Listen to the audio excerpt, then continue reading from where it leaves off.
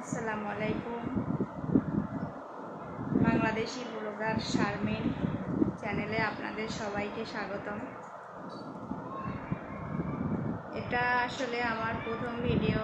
এর আগে আমি অনেকগুলো ভিডিও করেছি এবং কেটে দিয়েছি। কিভাবে ইউটিউবিং শুরু করব আমি বুঝতে পারতেছিলাম না, আর কিভাবে ক্যামেরায় আসবো সেটাই আমি বুঝতে পারতেছিলাম না যে কিভাবে শুরু করব।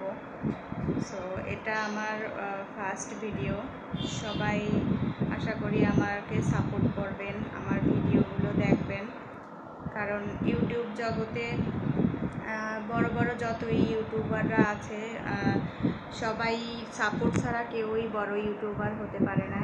তো আশা করতেছি সবাই আমার ভিডিওগুলো দেখবেন। এখন হলো সন্ধ্যা হয়ে গেছে, আমি এক জায়গায় যাব, সেই জন্য রেডি হয়েছি। এসে আবার রান্না করতে হবে, কারণ আমি সকালে রান্না বান্না কিছুই করি নাই, দুপুরেও করি নাই। কালকে তরকারি ছিল, রাতের তরকারি ছিল, তাই দিয়ে দুপুরে খাওয়া দাওয়া করেছি।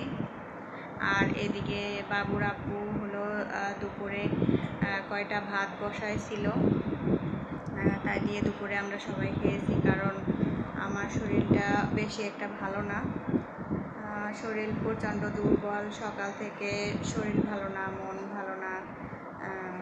সেই জন্য আমি কোনো কাজ বাজ করি নাই, অনেকগুলো কাজ জমে আছে। সারাদিনে কোনো কাজই করা হয় নাই, এখন একটা একটা করে সব গুছিয়ে নেব। রান্না করতে হবে, অল্প কিছু রান্না করলেই হবে, যেহেতু রাতের খাওয়া। চলেন সবাই দেখতে থাকেন আমার ভিডিও। আর অবশ্যই সবাই আমার ভিডিওতে লাইক করবেন এবং চ্যানেলটিকে সাবস্ক্রাইব করবেন, যাতে পরবর্তীতে ভিডিও আপলোড করলে আপনারা সাথে সাথে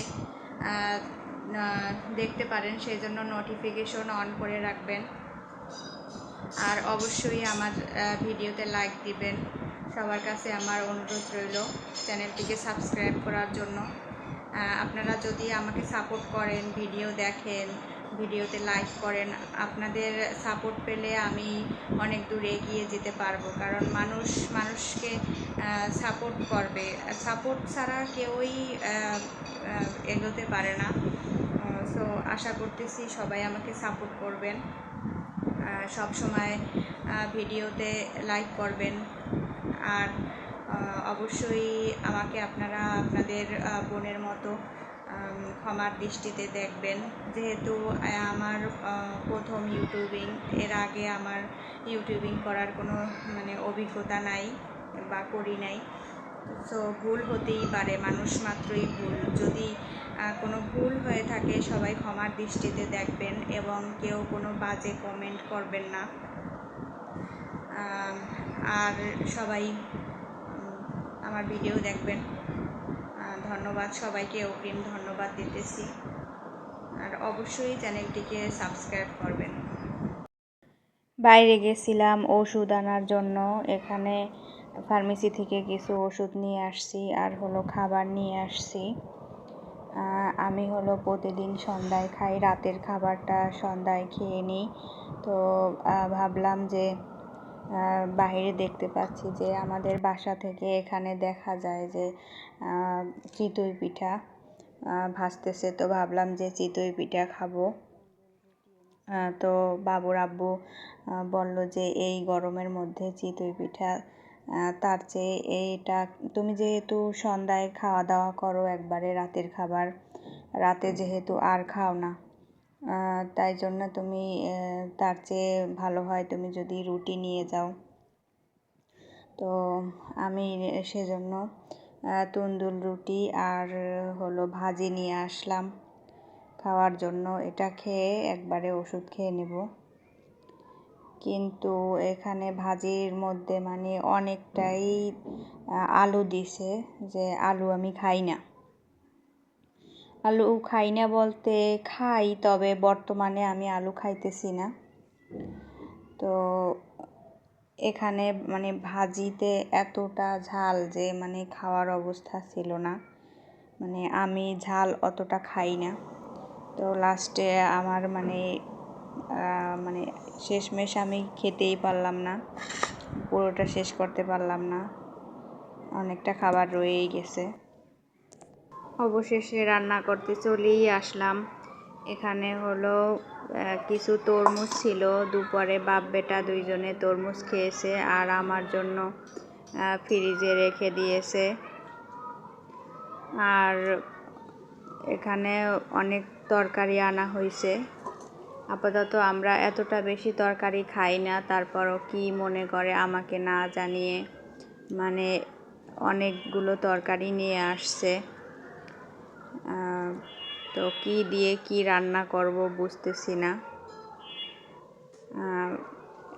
এখানে হলো ফ্রিজ থেকে পাবদা মাছ বের করেছি। অবশ্য এটা আমি আগে থেকেই কেটে ধুয়ে রেখে দিয়েছিলাম, তারপরে বাইরে গেছি যেহেতু আমি আসতে লেট হবে, তাই সন্ধ্যার পর কোনো ঝামেলার কাজ রাখি নাই। বিকালেই আমি এগুলোকে বের করেছি এবং কেটে কুটে লবণ মাখিয়ে রেখে দিয়েছিলাম। আর এখন একটু জাস্ট গরম পানি দিয়ে ধুয়ে নিলাম।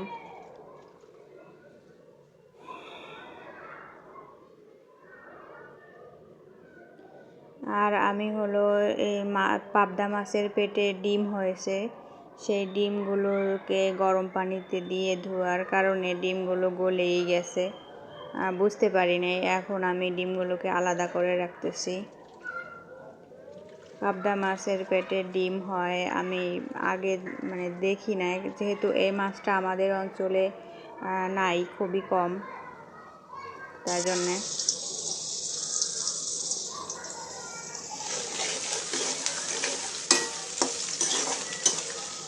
আর এখন হলো আমি পেঁয়াজ কষিয়ে নিতেছি মাছ রান্না করার জন্য।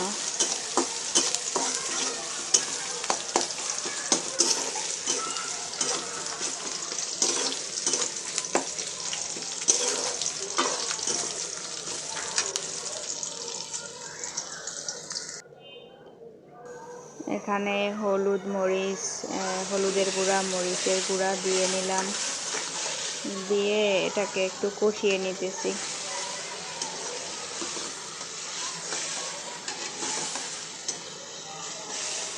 আর হলো আমি টমেটো দিয়ে দেব এখানে। টমেটো দিলে হয় কি রান্নার স্বাদটাও ভালো হয় এবং কালারটাও ভালো আসে। তো মাঝে মাঝে কিছু রান্নায়, সব রান্নায় না, কিছু রান্নায় আমি টমেটো কুচি করে কষানোর সময় দিয়ে দেই।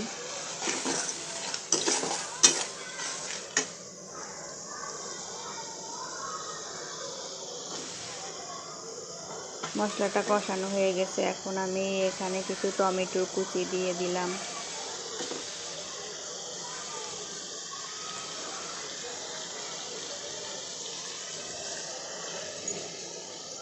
আমি আপনাদের সাথে কোনো রেসিপি শেয়ার করতেছি না, আসলে আমি তেমন কোনো পাক্কা রাঁধুনি না। পাক্কা বলতে আমি সেরকম কোনো রান্না বান্নাই পারি না। যতটুক যা শিখেছি বিয়ের পরে শিখেছি। বিয়ের আগে আমার আম্মু আমাকে কখনো রান্নার ধারে কাছে যেতে দেয়নি।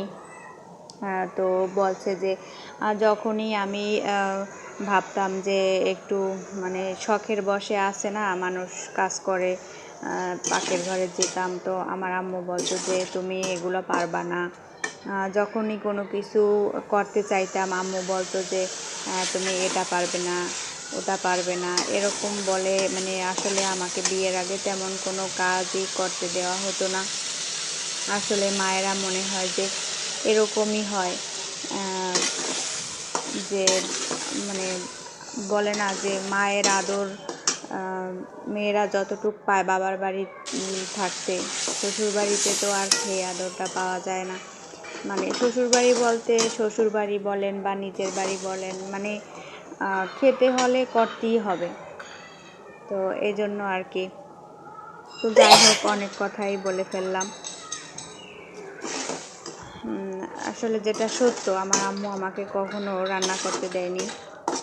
তো এবার আমি এখানে টমেটোর মধ্যে লবণ দিয়েছিলাম, যাতে লবণ দিলে হয় কি টমেটোটা মানে ভালোভাবে গলে যায়, এক্সট্রা পানি অ্যাড করতে হয় না, তাড়াতাড়ি টমেটোটা সিদ্ধ হয়ে যায়। কষানো প্রায় হয়ে গেছে।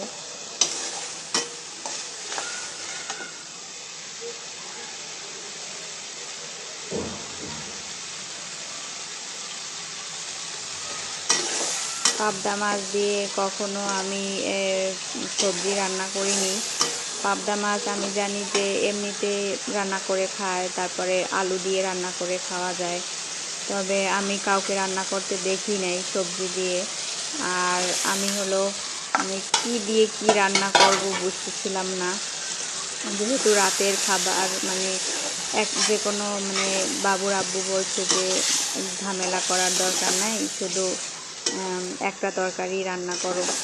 তো সবজিগুলোর ভিতরে আমি দেখলাম যে বরবটিটা আসলে একটু নরম নরম টাইপের হয়, এগুলা মানে পচে যেতে পারে, সেজন্য আমি বরবটি কুটে নিলাম রান্না করার জন্য।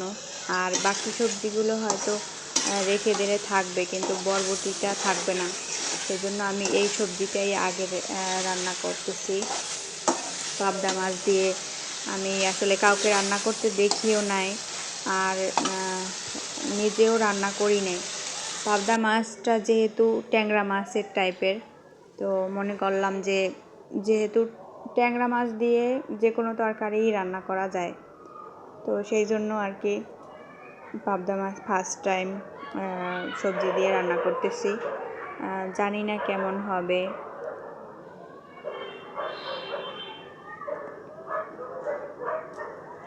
এখানে রান্নায় বলক চলে এসেছে, এখন আমি সেই মাছের ডিমগুলোকে দিয়ে দেব।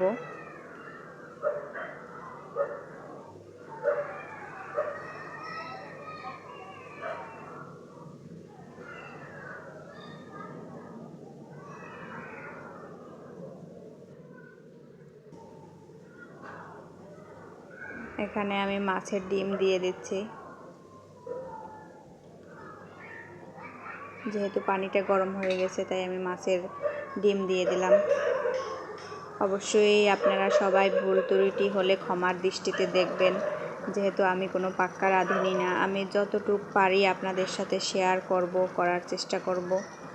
আর অবশ্যই আমার চ্যানেলটিকে আপনারা সাবস্ক্রাইব করবেন এবং পাশে থাকবেন। ধন্যবাদ সবাইকে। আল্লাহ হাফেজ।